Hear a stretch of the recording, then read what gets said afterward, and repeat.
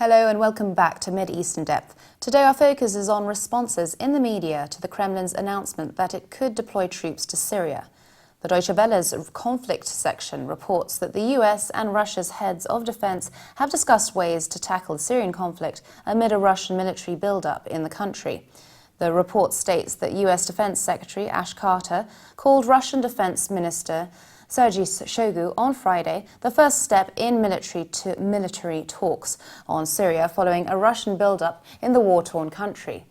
Peter Cook, the Pentagon's press secretary, said the conversation between the two defense chiefs was constructive, adding that the discussion revolved around the need to deconflict Russia's presence, largely seen as a means to prop up the Syrian government under the leadership of President Bashar al-Assad. Carter emphasized the importance of pursuing consultations in parallel with diplomatic talks that would ensure a political transition in Syria.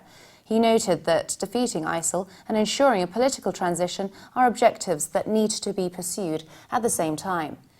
On the question of whether Russia sees a partner in Assad, Kremlin spokesman Dmitry Peskov said that Moscow would consider sending Russian troops to Syria if a request was made. The editorial board in the New York Times claims that President Putin's messages on Syria are mixed. On Putin, the board states, he is dangerously building up Russia's military presence there in Syria while positioning himself as the world's savior against Islamic extremists and holding high-level military-to-military talks with the United States. It continues, no one should be fooled about Russia's culpability in Syria's agony. Mr. Putin could have helped prevent the fighting that has killed more than 250,000 Syrians and displaced millions more, had he worked with other major powers in 2011. Mr. Obama considers Mr. Putin a thug, his advisors say, and Mr. Putin considers Mr. Obama weak. But the truth is, both men are in a bind. America's fight against ISIS is failing. A stark indicator was the Pentagon's admission that its $500 million program to train moderate Syrian opposition forces to fight ISIS has only 4 or 5 fighters who are actually on the battlefield.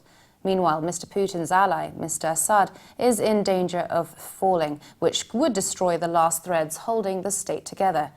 It adds, the Islamic State cannot be confronted effectively unless there is a political settlement in Syria between Mr. Assad's regime and opposition forces.